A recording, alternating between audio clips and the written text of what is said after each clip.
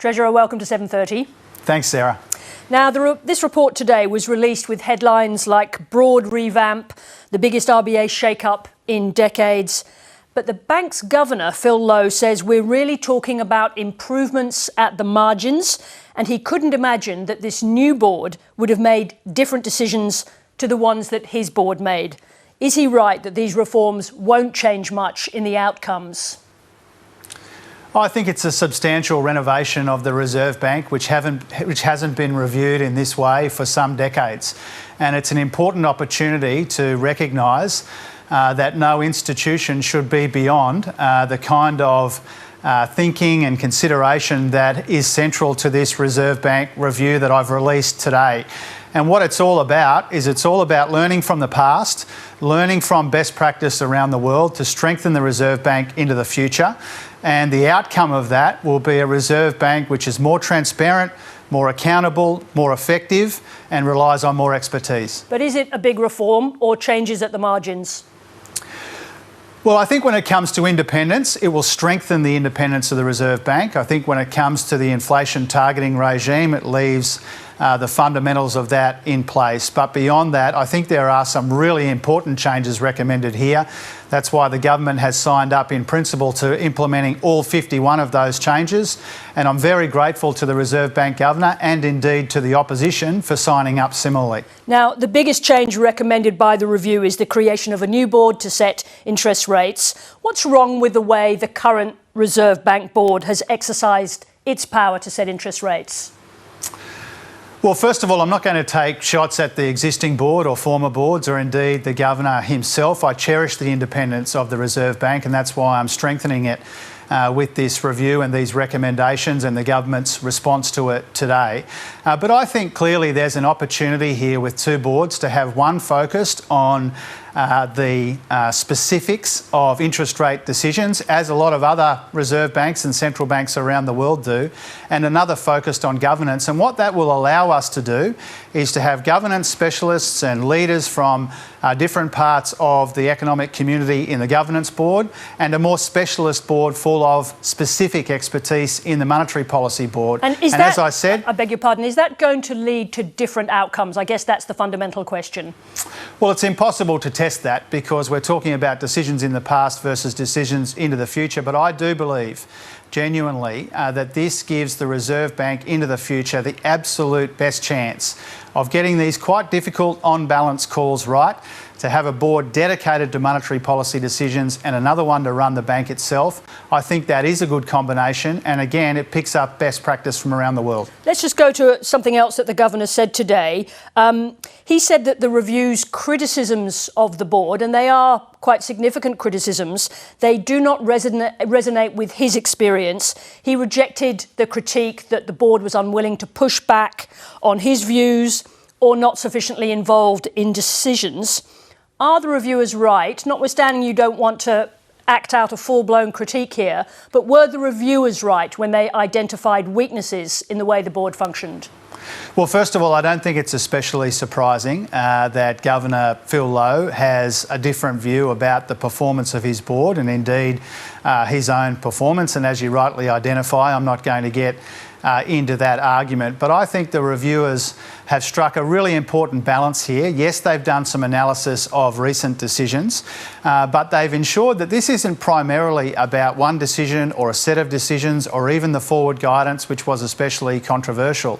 What this is about the future of the Reserve Bank, the best policies and processes and objectives and people to make these key decisions which impact on so many Australians into the future. And I recognise, and I wanted to acknowledge, that Phil Lowe has engaged in this review in the right spirit. And it's not easy for a leader of an organisation which has been, in our history, really quite well regarded and really quite successful. It's not easy to engage in a review of this type, and he has done that, I think, in a spirit of goodwill, and we've seen that reflected in his comments today. You're talking about rewriting what's called the Statement of Monetary Policy, essentially the agreement between the government and the bank about its goals. It currently sets a target of keeping inflation between a band between 2% and 3% on average over time. How will it change? How will the statement change? I beg your pardon, yes. Yeah, I think there's an important opportunity here. The foundations, as you rightly identify, that 2 to 3% inflation target, and obviously independence is something that we're bolstering rather than diminishing. But the statement on the conduct of monetary policy is a really important agreement. It's a foundational agreement. It hasn't been updated since 2016.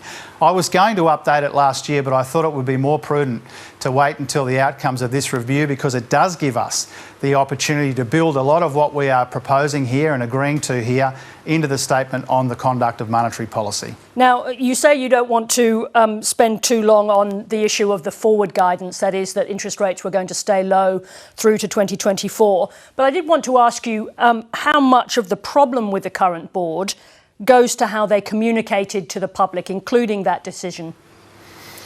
Well, I think one of the important reasons why I'm such a big supporter of an independent Reserve Bank is because when they take these difficult decisions independently, they can also explain and in some cases, frankly, defend the decisions or the commentary, the comments that they put in the public domain. And so what the review panel are trying to do, and something I endorse and support in my response today, is to say, why don't we put a structure around that accountability and a structure around those communications? And so there is a press conference after an interest rate decision so that the board members do have to sign their name to the outcomes of the decision, and so that they have to provide some public commentary as well. And I think that is a good way to make sure not just that the Reserve Bank Governor is accountable for his decisions, but the board more broadly as well. Now, there is so much discussion around interest rate setting. You know, were they too low for too long before the pandemic, and then were they too slow to respond after COVID?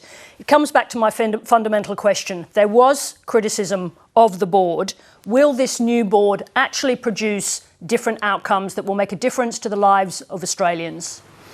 Well, again, it remains to be seen, and I think my job is to make sure that we appoint the sort of people to the Governance Board and to the Monetary Policy Board who have the best possible combination of experience and expertise to get these decisions right into the future, but also to build for the Reserve Bank Governor the perfect institution when it comes to the analysis that underpins those decisions as well. The fact that there are 51 recommendations in this review, I think, shows that there is a lot of work to be done. And I acknowledge that Phil Lowe said today that they do need to change and improve the way that they go about things. Future decisions are a matter for the board, as are past decisions. My job is to give them the best possible institution to go about their important work, and that's what today's about. But I suppose it's important that Phil Lowe rejects the criticism of the board. If that critique is ill-founded, then the solutions are not likely to be the right ones, are they? Well, again, I'm not especially surprised that Phil, being the person that he is defending his colleagues on the board. I think it would be surprising. Is he wrong? Is he wrong? It's loyal, yes, but is he wrong in his judgment? Well, again, I'm not going to get into that. But what I will say is I think that the analysis of the review panel is well founded. And they relied on more than 1,500 people providing input. They worked on this for months. People engaged with it right around the country and right around the world. I think they've struck the right balance here between analysing the past and, much more importantly, strengthening the Reserve Bank for the future. I just wanted to ask you one question about the job seeker allowance. There were conflicting reports yesterday about whether or not you are considering a raise of the job seeker allowance. Are you considering it? Well, there are 37 recommendations in the report that we released this week. That was the most urgent. Well, it was one of 37, and we are working our way methodically through those recommendations, and we will come to a concluded view on it. I think people understand that we cannot implement all 37 of them at once, and so our job is to provide cost of living relief, especially to people doing it tough, the most vulnerable in our society, whether it's household bill assistance, cheaper medicines, or in other ways. The budget will be a responsible budget which weighs up all of these priorities. I'm not sure, Treasurer, whether that was a yes or no to whether you are considering that important boost to the job seeker allowance. Well, we'll make that clear in time. But the point that I'm making is we will work through the recommendations in a methodical way. It's no use pretending that we can implement all of these in one budget. I don't think the review panel even expects that. So we'll work through it in a methodical way. We'll help people where we can. We'll try and do that in a responsible way that doesn't blow the budget. Do you agree with David Pocock that the poorest need a better weekly allowance to have a chance of cracking the jobs market? Well, a couple of things about that. I mean, certainly when it comes to government assistance and government payments, like the household assistance for energy bills, we want to prioritise the most vulnerable people in our society. We've made that clear. But there are different views about how you provide that support. There are different views about how long it takes and how you stage it. And I think it's a good thing, frankly, whether it's David Pocock or the panel or others, that people have views about this. Our job is to recognise that good people make suggestions to us in good faith. We can't do everything at once, and so we work out what we prioritise, and that's what we're doing right now in the lead up to the budget on the 9th of May.